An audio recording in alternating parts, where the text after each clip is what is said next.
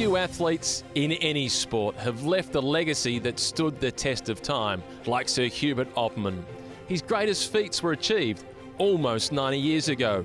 Long-distance world records, 12th at the Tour de France, the best Australian of his generation. In the era of Bradman and Farlap, he captured the nation's attention and remains a household name. The Mockridge story is one of a brilliant Hollywood script with a tragic ending.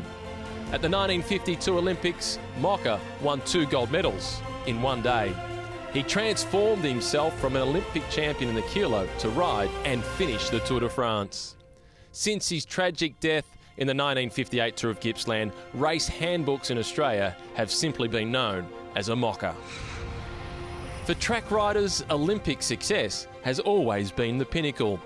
Edgar Dunk Gray was the first Australian cyclist to achieve the ultimate. A gold medal in the kilo at the London Olympics in 1932, he proved Australians can be the best in the world. A legacy so great that the Olympic Velodrome in Sydney was named after him. To be world sprint champion one year and individual pursuit champion the next, it's unthinkable. Patterson did it. Sid was one of the great entertainers. Even the Italian champion Fausto Coppi was a fan. Old men gush like teenage groupies when they speak of the brilliance of Patterson. Until 1981, Australians at the Tour de France were a novelty. Phil Anderson changed all that. Race leader, stage winner, best young rider, genuine contender. The first non-European to wear the Tour's yellow jersey, a 5-time top 10 finisher in 1985, he topped the world rankings. Skippy was at the forefront of the globalisation of cycling. 1992 and the Barcelona Olympics. Australia finds a new hero. Riding solo to the finish line, Kathy Watt becomes our first Olympic gold medalist on the road. As an encore, she won silver on the track in the individual pursuit. She also won 5 Commonwealth Games gold medals. The big stage was Kathy's forte. You don't win a season-long competition by getting lucky. Anna Wilson won the Women's World Cup not once, but twice. Luck, however, was against her at the 1999 World Championships with silver in the road race and silver in the time trial. But the world knew Wilson was the best. 24 Grand Tour stage wins. At the time of his retirement, more than every other Australian cyclist put together. 12 at the Giro d'Italia, 12 at the Tour de France, and 3 green jerseys. At the peak of his powers, Robbie McEwen was the world's best sprinter.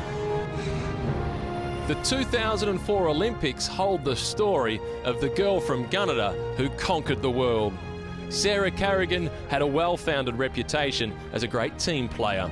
But in Athens, she created an opportunity to lead. She grabbed it with both hands. An Olympic gold medal in the road race will forever be hers. Ray Godkin has been a prominent figure in Australian cycling for 50 years, including 15 years as the president of Cycling Australia. He delivered some of the most significant developments in the sport, including the introduction of cycling into the Australian Institute of Sport. And internationally, he played a key role in the merging of the amateur and professional bodies to form the UCI, where he rose to Senior Vice President of cycling's governing body. From the Los Angeles Olympics in 1984 to the Games in Sydney at the turn of the century, Australia won 21 Olympic medals. And throughout this period, Charlie Walsh was at the helm. As he established the AIS cycling program in the early 1980s, he put a system in place with an unrelenting drive for success. Yet for all that was achieved, the most famous victory remains the first big one, the team pursuit at the 84 Games. In the lead-up to the 1992 Olympics, a caravan manufacturer backed a little-known female cyclist. It was Kathy Watt. She won gold and Jerry Ryan was hooked. In 1993, he started the Jayco cycling team. He supported the VIS, he supported the AIS, he put a team in the Tour de France. There isn't an elite Australian cyclist in the past 20 years who hasn't directly or indirectly benefited from the support of Jerry Ryan.